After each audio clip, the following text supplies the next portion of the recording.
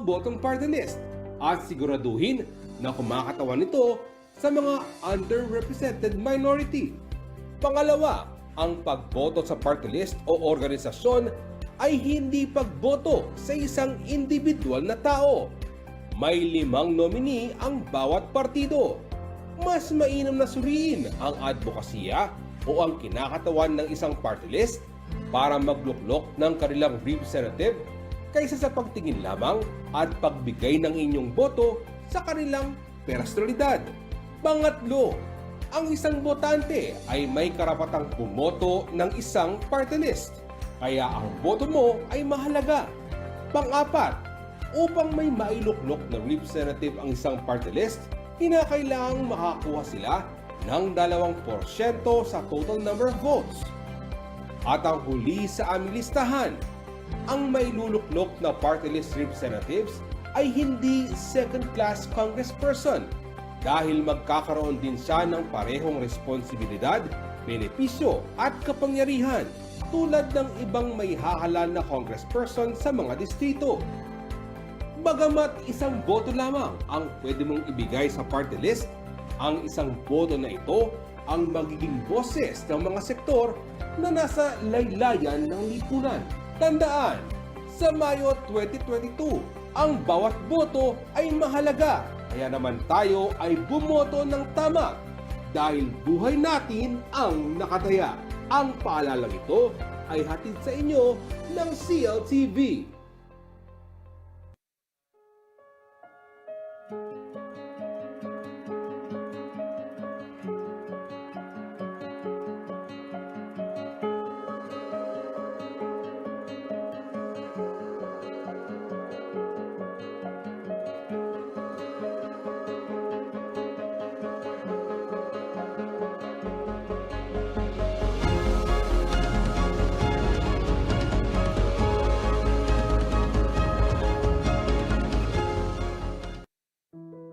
Welcome back! Kung may pagbabago sa inyong mga bahay, mayroon din dito sa ating pinagtatrabahuhan. Una, kukuhaan kayo ni Manong Guard ng inyong temperatura. Kapag mataas ang inyong temperatura at may iba pang sintomas, kailangan kayong matingnan sa ating klinik o ipadala sa pinakamalapit na health center o pauwiin kung may sakit. Siguraduhing malinis ang mga kamay bago pumasok sa pinagtatrabahuhan. Ugaliin ang pag-sanitize ng kamay. Bukod sa face mask, maaaring humingi ng pang-disinfect na panglinis ng inyong workstation sa admin. Panatilihin ang physical distancing at all times. Kapag may meeting o diskusyon, iwasang gawin ito sa masikip at maliit na lugar. Siguraduhin na may tamang ventilasyon at limitahan ang bilang ng mga tao sa meeting room. Sundin ang 1-meter rule sa physical distancing. Masarap man magkwentuhan tuwing break, iwasan na magtagal o magsabay-sabay at dapat mayroon pa ring physical distancing. Kung hindi maganda ang pakiramdam o may sintomas ng sakit, manatili sa bahay at abisuhan ang pinagtatrabahuhan upang sila rin ay makagawa ng mga hakbang. Huwag kalimutan ang mga natutunan dahil ito ang ating sandata para maging handa sa new normal.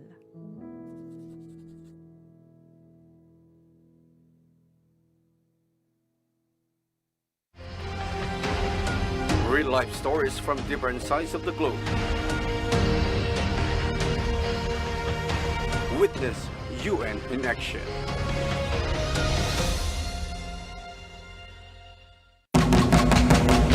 Pamahala ang makamanggagawa. Lideratong makamasa. Sosyalismo para sa pagbabago. Samahan si Aizelin David Manzo sa pagtalakay sa mga platapormang isinusulong ni Presidential Aspirant Calyode de Guzman at Vice Presidential Aspirant Walden Bello. Abangan yan sa Perspektiba Boto Mo Kinabukasan Mo ngayong Biyernes, 4:30 p.m. live sa aming official Facebook account at sa CLTV Free Channel.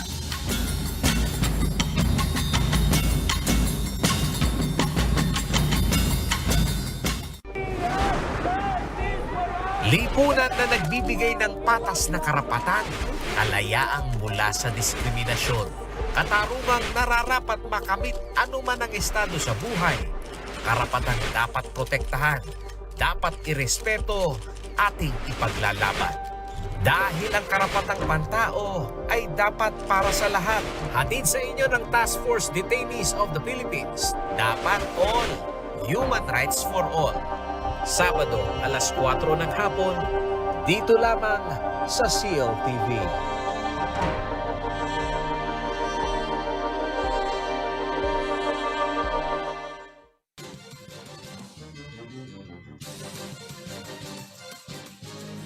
May pagkapanapon Pampanga, magandang hapon Central Luzon.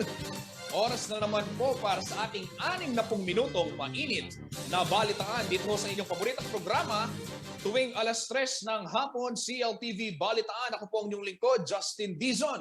At ngayon ho ay araw na ng Huwebes, January 27 at 2022. Ayan mga kabalin, gaya nga ho ng nabanggit, kabilis. Kabilis ho ng panahon. At ilang araw na lamang ay Pebrero na. Ay parang kailan lang nagse-celebrate ho tayo ng Pasko at Bagong Taon. At ito ho at alam naman ho natin pagpasok ng 2022 itong Enero kabilang ho doon sa mga kinaharap nating problema.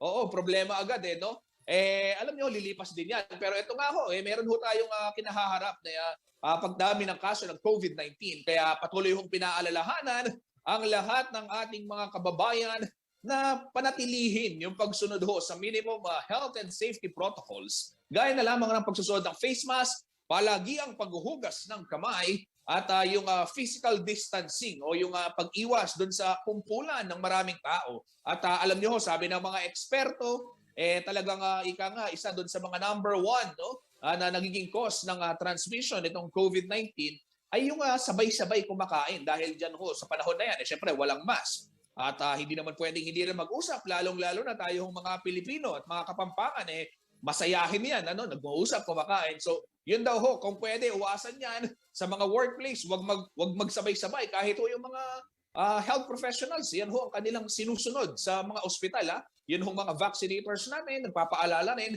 na ingatan ng ating mga sarili. Ito ho, dahil alam naman natin, hindi rin hubiro itong banta ng Omicron variant ng COVID-19. At ito, bago tayo magtungo sa mga malalaking balita, batiin lang natin si Narisa Sordilia Calio, nanonood ho ng CLTV Balitaan mula Davao. At happy Thursday daw at keep safe everyone. Ayan, maraming salamat Ma'am Narisa. At lagi ho kayong nanonood. Thank you sa inyong walang sawang pagsuporta dito sa ating programa. Simulan na ho natin ang mainit na balitaan. Bagamat medyo malamig ang panahon at bumuhos ang ulan dito sa ilang bahagi ng Pampanga, narito naman ho ang mga mainit na balitang hatid ng CLTV News Team para sa inyo, aming mga karehiyon dito sa Central Luzon. Ito ho, para ho sa mga empleyadong nawalan ng trabaho noong panahon itong pagdami ng kaso ng COVID-19. According po sa DOLE, yung mga kumpanyang meron lamang termination report ang kwalipikadong tumanggap ng 5,000 peso cash assistance dyan sa programa na Camp 3. Yan ho yung naging pahayag ng DOLE. At maya-maya lilinawin ho sa atin yan ng ating kasamang si Jenna Lombang Parungaw para ho mas maging detalyado yung itong protocol ng DOLE kaugnay sa mamimigay ayuda sa mga apektado ng pandemya.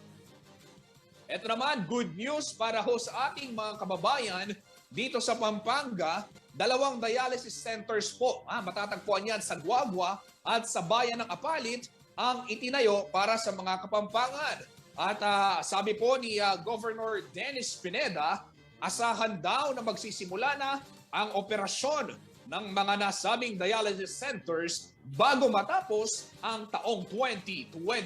Aba, good news po yan. Aabot sa halos 80 makina para sa dialysis ang makikita ho sa mga pasilidad na yan at malaking tulong yan lalong-lalo na sa mga kababayan daw nating indigent o yung mga mahihirap na nangangailangan ng dialysis services.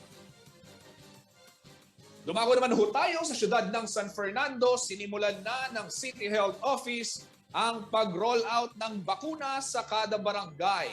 Paraan daw ito para mapabilis, mga kabalin, Fernandino at Fernandina, para mapabilis ang vaccine rollout at mas marami ang maabot na Fernandino at Fernandina at mabigyan ng proteksyon kontra sa COVID-19. Kung saan-saan ho yung mga itinayong vaccination sites sa kada barangay, yan ho ang ating malalaman sa ulat naman mamaya ni Jennifer Salenga.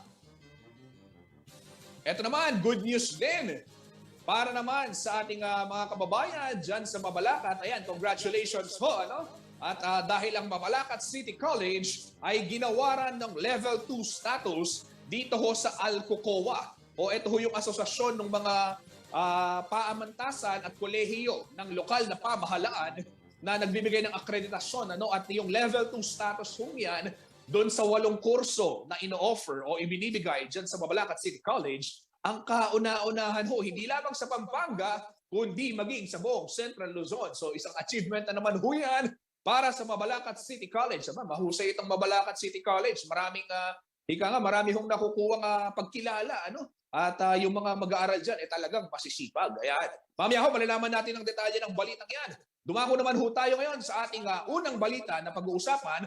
At sa puntong ito, makakasama natin live sa telepono si Jenna Lumbang Parungaw para bigyan tayo ng update kaugnay nga ho nitong patakaran ng Department of Labor and Employment na tanging yung mga nakapagpasa lamang ng termination report na kumpanya ang kwalipikado tumanggap ng financial assistance para sa kanilang mga na-layoff na empleyado doon sa ilalim ng programang Camp 3. Ating Jenna, magandang hapon sa iyo at kumusta yung naging panayam sa DOLE? Ano ba itong nais linawin ng DOLE sa ating mga empleyado at sa ating mga negosyante rin, na sino-sino ba yung qualified? Kailangan merong report, at pwede pa bang mag-submit hanggang ngayon? Yes, Justin, magandang hapon at sa ating mga manonood ng mga balitaan. Ito, binigyan linaw ng Department of Labor and Employment ng Central Luzon ang ilan sa mga rekisito para sa mga kwalipikado sa 5,000 pisong ayuda sa ilalim ng COVID-19 Adjustment Measures Program o yung tinatawag natin, ito pangatlo na to, Camp 3. Hindi raw lahat, Justin, hindi lahat ng empleyado at mga manggagawa ay kwalipikado dito sa ayudang ito dahil nga may mga inilabas na rekisito ang Department of Labor and Employment at batay sa Department Order, ayon kay DOLE Regional Director Geraldine Panlilo sa panayam natin sa kanya, una, tanging mga nasa formal sector lamang o yung may mga kumpanyang pinapasukan, may mga employer ang pasok sa kategorya. Hindi ibig sabihin, Justin, hindi pwede dito yung mga manggagawa natin o yung mga magsasaka, yung mga tricycle drivers, yung mga nasa sector informal sectors na mga manggagawa, hindi po yan kasama. So yung may pinapasok ang kumpanya lamang, yun ang dapat malinawan sa ating mga mag-a-apply dito sa ayuda na ito. And then, ang mga empleyado ng kumpanyang nagpasa ng establishment termination report sa DOLE habang nasa alert level 3 lamang ang pupwede. Anong ibig sabihin nito, Justin? Ibig sabihin kung ang kumpanya mo ay nagsara pero hindi siya nag-report sa DOLE, ibig sabihin hindi ka kwalipikado. So kailangan masasabihan yung kumpanya na mag-file siya ng termination report sa DOLE. And then dapat nasa alert level 3 pa ang pagpasa. Paano naman to, Justin? For example, ang kumpanya mo for example, today matatapos ang alert level 3, magle-level 2 tayo ngayon. And then bukas ka pa lang nagpasa ng termination report. Hindi na rin po pwede 'yon. Kailangan pasok dun sa time ng alert level 3 ang pagpasa ng report. Oo. So ating Jenna, ma-interrupt lang kita sandali. Pero pwede pang humabol ngayon dahil yung alert level 3 status dito ho sa ating lalawigan sa Pampanga at maging sa ibang bahagi ng Central Luzon ay epektibo hanggang January 31. So ibig sabihin may mga ilang araw pang nalalabi itong mga nagsara na kumpanya na makapagpasa nitong tinatawag na termination report. Tama ba? Yes, oo, Justin. Sana yung mga nakakapanood nating mga employers ay magpasa na ng ganitong report. No? Siguro para na rin dun sa ating mga manggagawa na nakakaawa naman ay mawawalan pa ng, mawawalan nga ng trabaho. Yung malaking bagay itong ayuda na ito, ano, Justin. At as of January 25, ayon sa DOLE, meron ng 133 na kumpanya. Naku, nakakaawa naman din naman to, no? Pero merong 133 na kumpanya na ang nagpasa ng kanilang termination report. At kung i-compute kung ilan yung mga empleyado ng mga ito, nasa 1,670 na mga empleyado. Sila pwede na itong mag-apply ng kanilang para sa ayuda. Pero sabi nga ng DOLE, meron pang oras. Hindi natin baka madagdagan pa itong mga kumpanyang mag-file or itong mga kwalipikadong empleyado. At kung ikaw naman ay kasama na dun sa 133 companies at mga empleyado na apektado, no, pwede ka nang magpasa. It's either na yung employer ang magpasa ng aplikasyon or ikaw mismo as an individual, maaari na. Kaya lamang, meron din pa rin requisito pa rin dito yung notice of termination. So number 1 talaga dito yung notice of termination. Ate Jenna, itong binabanggit mo, 100 plus na mga nagpasa nitong notice of termination. Sila ay mga nagsara na kumpanya o temporary closed lang? Ito, Justin, as of now, nakasara sila. Merong temporary, merong permanent closure na. So minsan kasi sabi nga ng DOLE, magpa-file sila ng temporary closure baka after ng pandemya or kapag nakabawi na sila ay posible pa silang magbukas. Kaya pasok dito yung temporary closure at saka yung permanent closure na ang i-final. Ate Jenna, ito pakitunguhan ko lang yung mensahe ni Loida Gesulca Villanueva. Sabi niya, paano po yun? Dati po kaming nag-change dahil sa pandemic. May matatanggap po ba kami sa DOLE? Medyo hindi ko masyadong naintindihan po ating Loida, itong inyong mensahe. Pero ito ho, kung ang inyong kumpanya, gaya ho na binabanggit itong si ating Jenna dito, kausap niya kanina, o na nakapanayam natin si Direktor ng DOLE na si Director Panlilio, Geraldine Panlilio, ang sinasabi ho dito, kung ang inyong opisina ay nagsumite ng termination report kung tawagin dyan sa DOLE, at habang nasa alert level 3 ho tayo, which is effective po hanggang January, katapusan ng buwan, pwede ho. No? Ito lang kailangan na sigurong linawin kung nakatanggap na ba sila dati. May ganun ba? Ate Jenna, yung bang mga tumanggap dati, pwede pang tumanggap ulit? May ganun bang nabanggit ang DOLE? Ang sa guidelines na sinasabi ng DOLE, yung mga nagsara nitong alert level 3. So, ang posible doon, kung i-file siya ng company at pasok sila doon sa mga empleyado na yon, baka Justin, ang inaano ng DOLE dito, in 2020, nag-temporary closure, tapos tumanggap sila. And then, nag-operate muli nitong 2021. And then, dahil sa alert level 3, muling nagkaroon ng temporary closure, yun ang isa sa mga kinoconsider pa ng DOLE. Pero ang nilinaw lamang ng DOLE, Justin, no, hindi kasama dun sa mabibigyan ng ayuda kung nasa flexible work arrangement. Ibig sabihin nito, kunwari, nagsara ang kumpanya ng isang linggo or 2 linggo and then magbubukas na. So hindi sila kasali doon. Ating Jenna, ito, paano ba yung proseso nito? Kung first come, first serve ba? At magkano yung nakalaang pondo? Para at least alam ng ating mga kababayan kung magkano yung inilang pondo ng pamahalaan sa programang ito. Ito pa ang sinabi ng DOLE dyan, no? First come, first serve. Habang may pondo, pwedeng mag-apply. For example, itong 1,670 employees na to, ida-download na ang pera sa DOLE. Ngayon, nadagdagan pala to ng 1,000 pa. For example, pwedeng mag-request ulit ang DOLE Region 3 sa national level, DOLE National, and then kung meron pang natitira dun sa 1 billion pesos, pwede pa sila.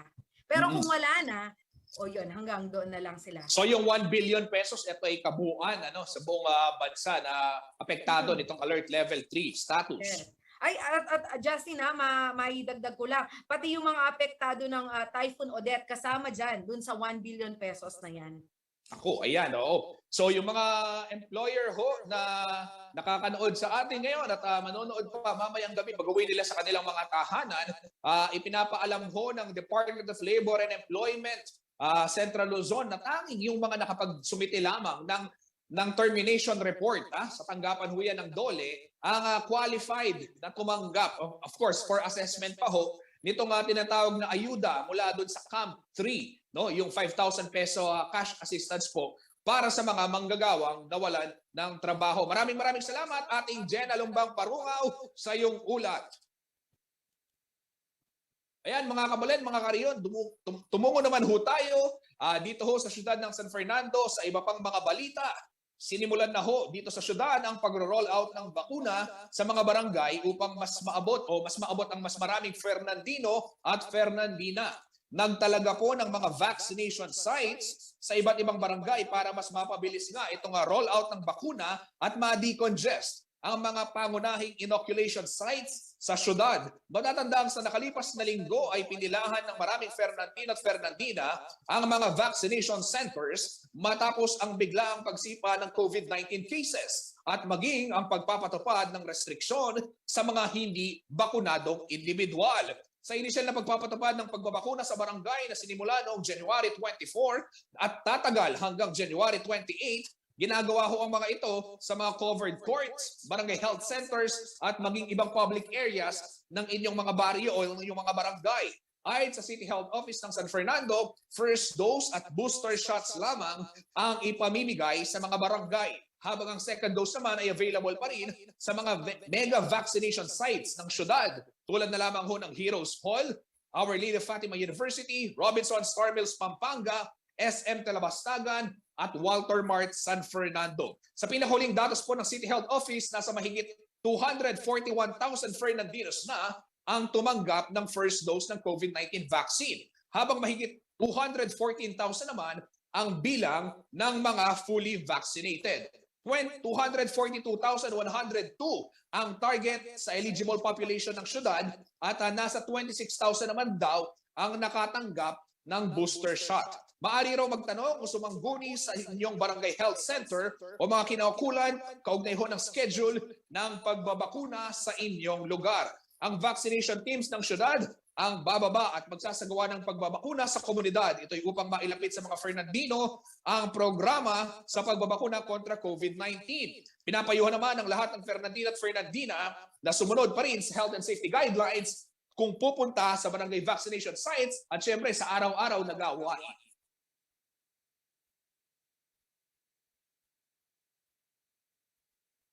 Ayan mga kabalen mga kabalen Fernandino at Fernandina, kayo ho ay pwedeng magtungo sa inyong mga barangay hall para makakuha ng update kung kailan ang schedule ng vaccination sa inyong mga lugar upang lalong-lalo na ho yung mga unvaccinated. Paalala ko, booster shot at maging first dose. Yun po yung available dyan sa may bakunahan sa barangay na programa ho ng ating city government San Fernando.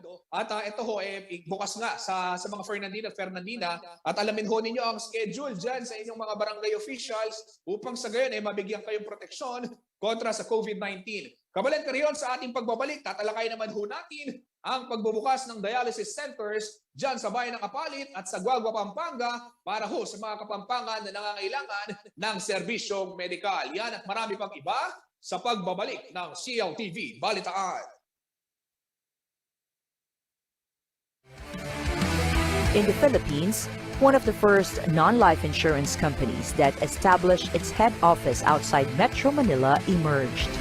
Strength, integrity, and with a proven track record of service in the countryside. Join the journey to our third decade. Corporate Guarantee, we value our commitment. Association of Land and Sea, the world created in front of me.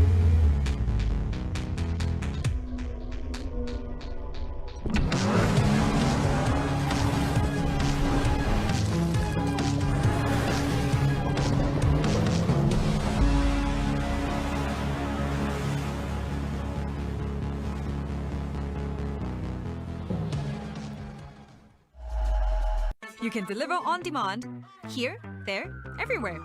From the near to the far away, from wherever you are to wherever this is. Deliver to more destinations locally without ever expanding reach. Download the Lala Move app.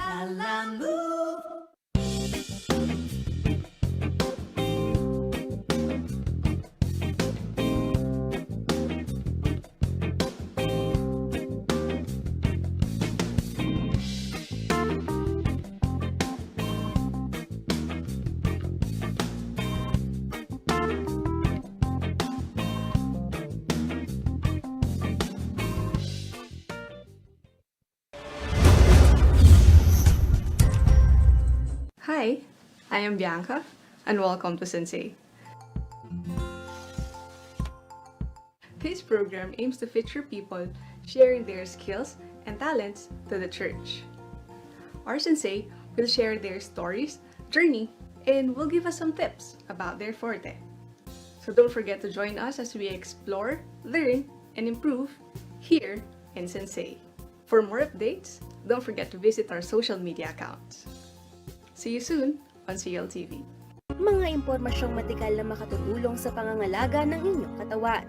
Dagdagan ng inyong kaalaman sa tulong ng mga health experts mula sa Philippine Heart Association Central Luzon. Let's Talk Heart to Heart, tuwing Sabado, alas 8 ng gabi, dito lamang sa CLTV.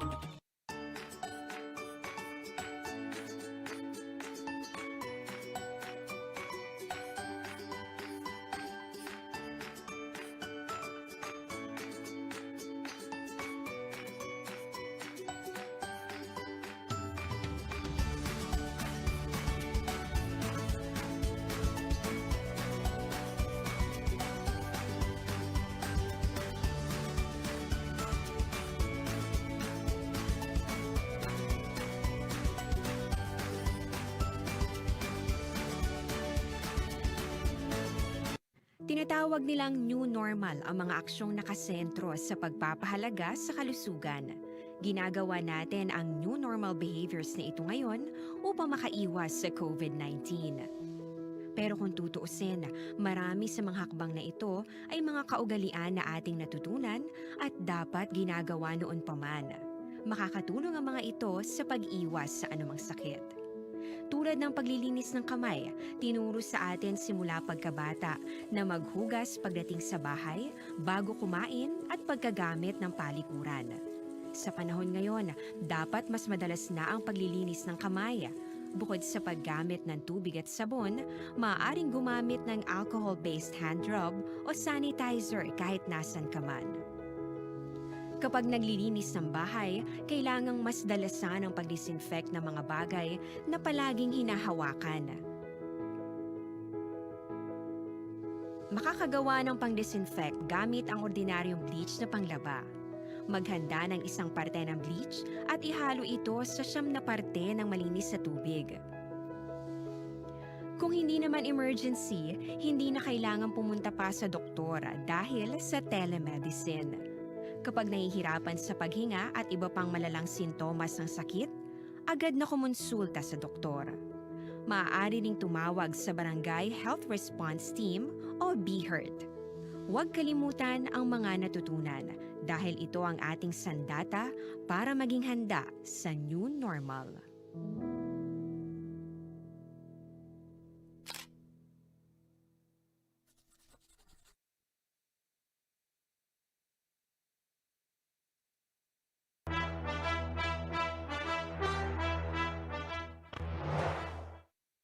Nagbabalik po ang CLTV Balitaan. Kabalen, Kariyon, sa puntong ito, silipin naman natin ang bilang ng mga COVID-19 cases sa iba't ibang lugar, lalawigan at syudad dito sa Central Luzon.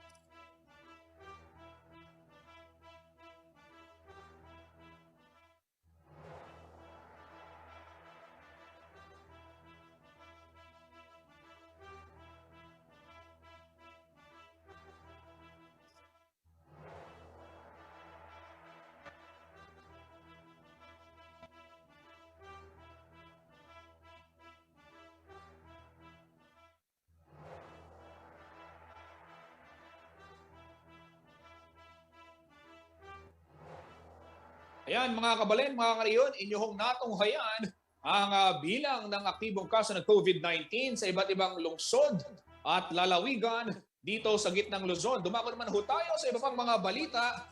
Ito ho, target daw ng pamahalaang panlalawigan ng Pampanga na maging fully operational na ngayong taon ang 2 dialysis center na itinayo para sa ating mga kabalen na nangangailangan ng tulong medikal. Ayon ho kay Pampanga Governor Dennis Pineda, lalagyan ng higit 40 hemodialysis machine ang bawat center. Narito po ang detalye ng balitang yan.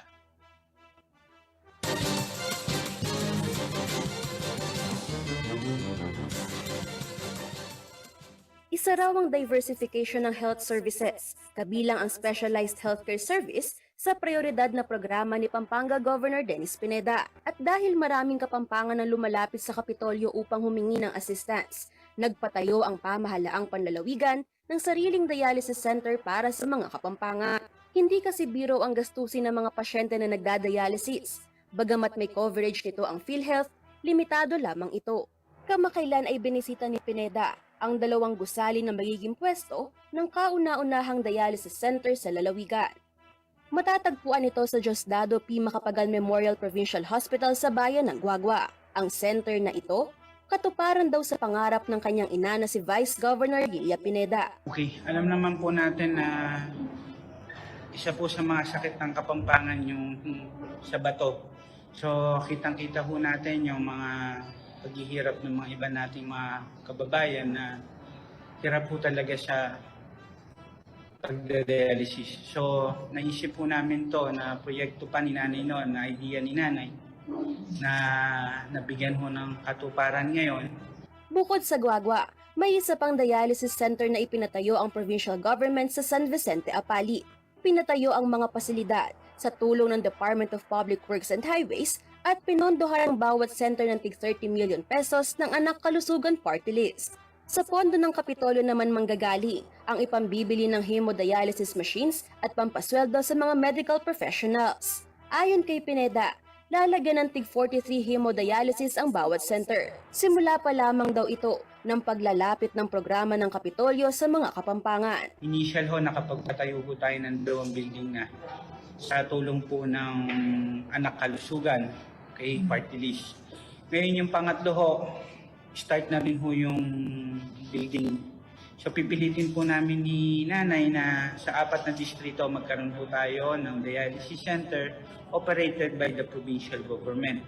Kung saan makakatulong ho tayo lalo na sa mga kababayan nating walang-wala. Hirap na hirap po sa pagdadialysis. So kung titingnan ho natin ang operation na to, kung ang probinsya ang mag-ooperate, at least yung tulong na binibigay ho natin sa mga kababayan nating nahihirapang mag-dialysis, mas mabilis na po. At ang gusto ko masigurado is yung quality ng process ng pagdadialysis ng mga kababayan natin. Walang mahirap, walang mayaman, pare-parehas at magandang quality dapat ang mapunta sa kanila. Prioridad daw sa programa ang mga indigent o mahihirap na Kapampangan na nangangailangan ng ganitong serbisyo medikal. May criteria na ang provincial government daw ang maglalatag para sa screening at selection ng pasyente. Inaasahang bago matapos ng taon ay magiging fully operational na ang 2 dialysis centers. May plano rin daw ang provincial government na magtayo ng 2 pang dialysis center sa 1 at 3 distrito ng Lalawigan. Angelica Cara, CLTV News.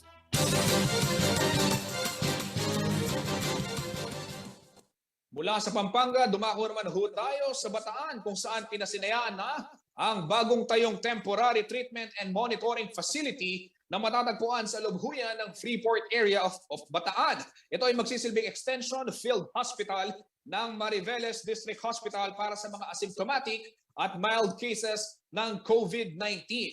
Meron ho itong 76 bed capacity at kumpletong pasilidad para sa monitoring ng mga pasyente. Nilagyan din umano ito ng movie projector, positivity wall at interfaith prayer area.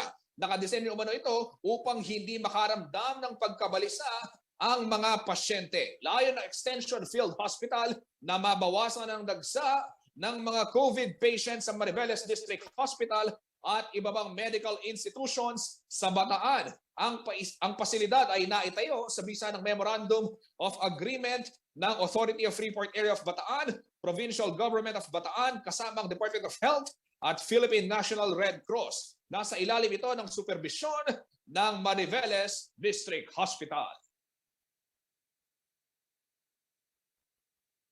Yan, magandang balita ho yan mga kariyon. Alam naman ho natin sa ganitong mga panahon ng health crisis. May naranasan tayong pandemya, marami ho sa ating mga kababayan ang talagang nangangailangan ng karagdagang pasilidad ng mga medical facilities sa mga pagamutan. At itong dialysis center na inaasahan ho magbubukas bago matapos ang taon, yan ho'y matatagpuan sa bayan ng Apalit at ang isa naman ay dyan sa may Guagua, sa may Diosdado Macapagal Memorial Hospital po. At ito nga extension ho ng Mariveles District Hospital sa loob naman ng Freeport area of Bataan para ho ito. Ulitin lang natin doon sa mga kababayan nating merong mild symptoms o di kaya naman halos o walang sintomas, asymptomatic, pero positibo ho sa COVID-19.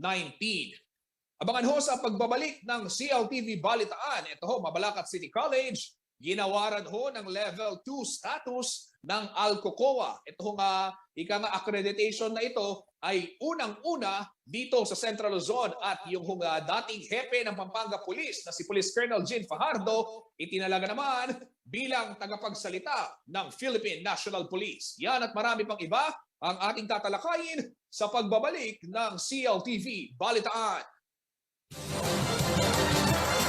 Bilang leader, dapat laging malinaw at nagsisimula ang lahat sa malinaw na paningin. Ang iBerry ay dietary supplement na may iBright Flower Extract at Bilberry Berry. Ito ang malinaw para sa akin.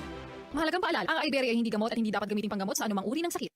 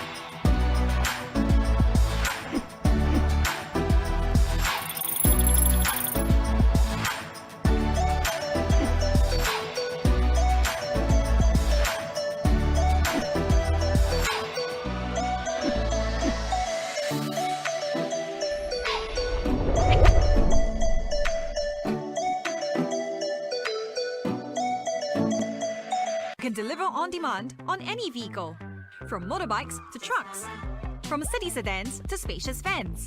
The big, the small, our fleet moves them all. Download the Lala Move app. Pamahala ang makamanggagawa.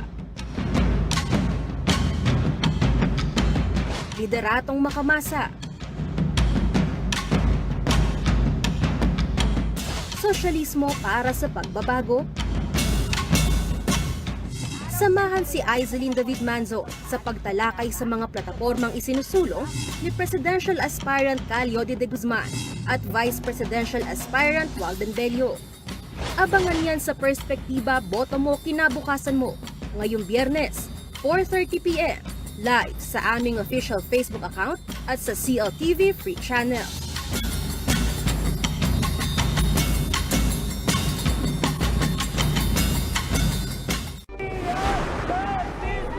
Lipunan na nagbibigay ng patas na karapatan, kalayaang mula sa diskriminasyon, katarungang nararapat makamit anuman ang estado sa buhay, karapatang dapat protektahan, dapat irespeto, ating ipaglalaban. Dahil ang karapatang pantao ay dapat para sa lahat. Hatid sa inyo ng Task Force Detainees of the Philippines. Dapat all. Human Rights for All. Sabado, alas 4 ng hapon, dito lamang sa CLTV.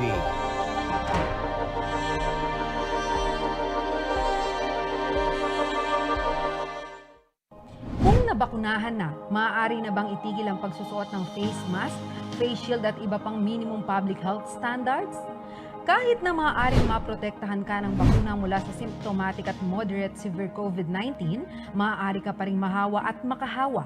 Ipagpatuloy ang minimum public health standards para sa karagdagang proteksyon sa sarili at mga mahal sa buhay. Ugaliin pa rin magsuot ng face mask at face shield. Madalas na maghugas o mag-sanitize ng kamay. Iwasan ang matataong lugar at laging dumistansya ng 1 metrong layo sa isa't isa. Siguruhing may magandang daloy ng hangin sa bahay o lugar ng trabaho. Patuloy na sundin ang minimum public health standards kahit na bakuna na. Ang paalalang ito ay hatid sa inyo ng CLTV.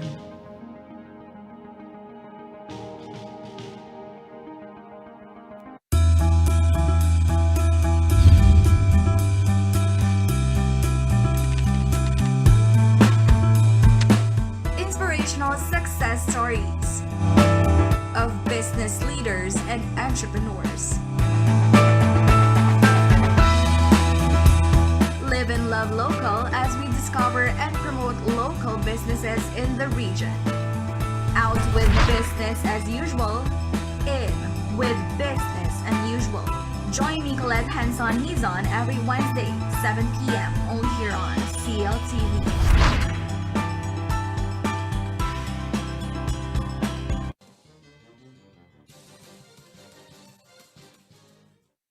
Nagbabalik po ang CLTV Balitaan at sa iba pang mga balita, 8 college program sa Mabalacat City College o MCC ang ginawaran ng Level 2 status ng Association of Local Colleges and Universities Commission on Accreditation o yung pong ACLOA. Ang MCC ho ang kauna-unahang kolehiyo sa gitnang Luzon na nakuha ng naturang pagkilala. Narito po ang detalye ng balitang yan. Ginawaran ng Level 2 status ng Association of Local Colleges and Universities Commission on Accreditation o ALCUCOA ang Mabalacat City College o MCC, ang kauna-unahan sa Pampanga at maging sa buong Central Luzon. Ang award ay pinagkaloob ng Presidente at Executive Director ng ALCUCOA na si Dr. Raymond Arcega sa MCC Cultural Hall, Kamakailan. 8 programa sa MCC ang Level 2 accredited na. Ito ang BS Ed English, BS Ed Filipino, BS Ed Science, BS Ed Mathematics, Bachelor of Elementary Education, BS Hospitality Management, BS Tourism Management, at BS Information Technology. Nasa candidate status naman ng BS Biology, BS Customs Administration, at BA History.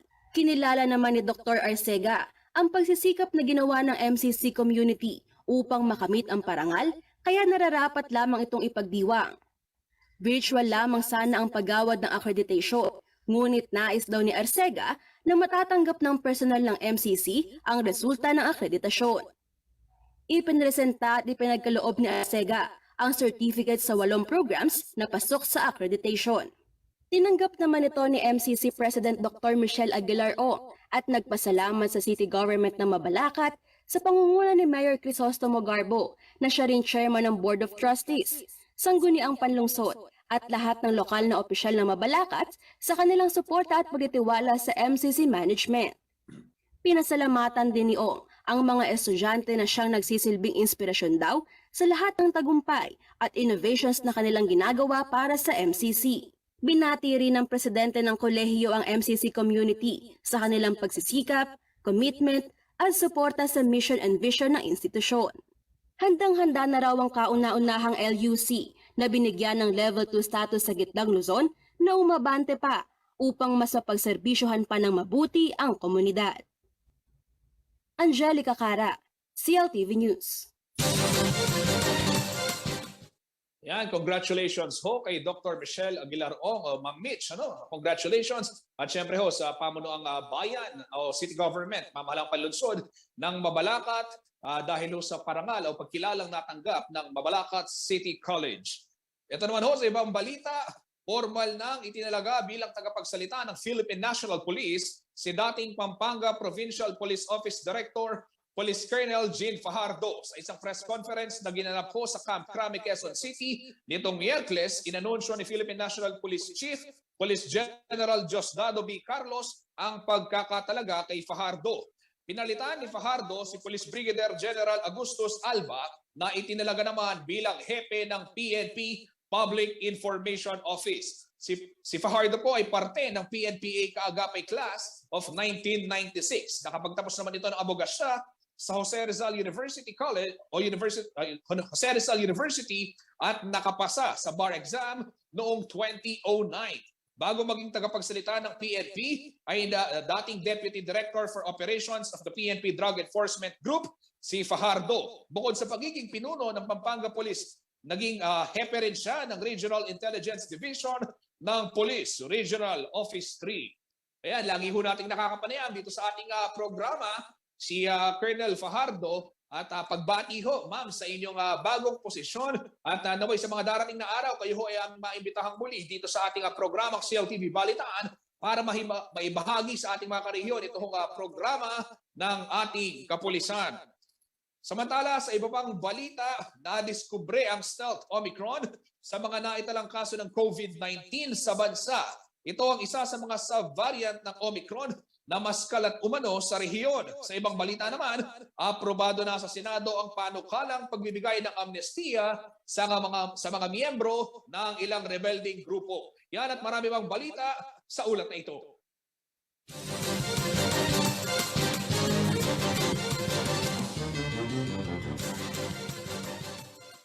Kinumpirma ng Department of Health itong Lunes, January 25, na mayroon na ngang stealth Omicron sa mga kaso ng COVID-19 sa bansa. Ito ang BA2, ang second variant ng Omicron na siyang dominante sa local transmission sa halos lahat ng rehiyon. Wala pa raw itong ipinakikitang malaking kaibahan sa BA1 Omicron variant. Hindi lamang daw ito agad madetect kung kaya tinawag na stealth Omicron. Limitado pa raw ang mga impormasyon ukol sa bagong klase ng Omicron, kaya kailangan pa rin ng maigting na pag-iingat at pagpapabakuna ng publiko. Para sa iba pang balita, lusot na sa Senado ang mga resolusyon na sumusuporta sa ibinibigay na amnestiya ni Presidente Rodrigo Duterte sa mga miyembro ng rebelding grupo. Ang House Concurrent Resolution 12, 13, 14 at 15 ay inaprubahan ng 18 senador. Nakasaad sa Resolution number 12 ang pagbibigay ng amnestiya sa mga miyembro ng Moro Islamic Liberation Front o MILF. Para naman sa Moro National Liberation Front o MNLF, ang Resolution number 13. Ang Resolution number 14 naman ay amnestiya sa mga kasapi ng Revolusyonaryong Partido ng Manggagawang Pilipinas, Revolutionary Proletarian Army at Alex Boncayao Brigade. Sa bisa naman ng Resolution number 15, may amnestiya rin para sa dating rebelde na miyembro umano ng Communist Terrorist Group. Ngunit ang Resolution number 15 ay tinutulan ng 6 na representante na miyembro ng Makabayan Bloc at ni Quezon City Representative Kit Belmonte. Naninindigan ng Makabayan Bloc na walang saysayang Resolution Number 15 dahil kathang-isip lamang ang tinawag na dating miyembro ng Communist Terrorist Group. Ibinibigay ang amnestiya ng gobyerno sa mga nakagawa ng kasalanan na may kaparusahan na nasa Revised Penal Code at Special Penal Law ng bansa gaya ng rebellion, insurrection, illegal possession of firearms at iba pa. Samantala, paalala naman sa publiko, nagbabala ang Bangko Sentral ng Pilipinas sa mga nag-withdraw ng pera sa mga automated teller machine o ATM. Nagkalat umano ngayon ng mga pekeng pera, kaya bago umalis sa ATM ay suriin muna ang hawak na pera at kung may hinalang peke ay agad na i-report sa bangkong may-ari ng ATM. Kapag ito ay napatunayan na galing sa machine ng bangko ay kailangan nitong palitan. Nitong nakaraang taon ay nasa mahigit 500 piraso na umano ang pekeng pera ang natuklasan at nagkakahalaga ng halos kalahating milyong piso. Angelica Cara, CLTV News.